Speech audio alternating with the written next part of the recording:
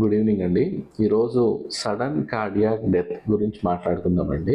అంటే ఇప్పుడు చూస్తూనే ఉన్నారు, ఈరోజు రేపు చాలామంది సడన్గా ఏదో యాక్టివిటీ చేస్తూ కొలాప్స్ అయి పడిపోవడం, ఇట్లాంటి వీడియోస్ మీరు తరచుగానే చూసుంటారు. దీనికి గల కారణాలు ఏంటి?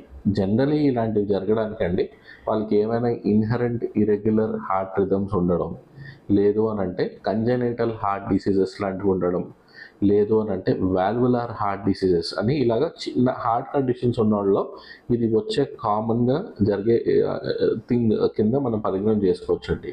అలా కాకుండా ఎవరికైతే రిస్క్ ఫ్యాక్టర్స్ అధికంగా ఉంటాయో అది ఏంటంటే ఎక్కువ స్మోకింగ్ మన ఫ్రామింగ్హామ్ స్టడీలో చూసుకుంటే 2.5 టైమ్స్ నార్మల్ పర్సన్స్ కన్నా ఎక్కువ ఛాన్స్ ఉంటుంది ఇలాంటి సడన్ కార్డియాక్ అరెస్ట్లు అయ్యే అవకాశం ఎక్కువ ఉంటుందండి.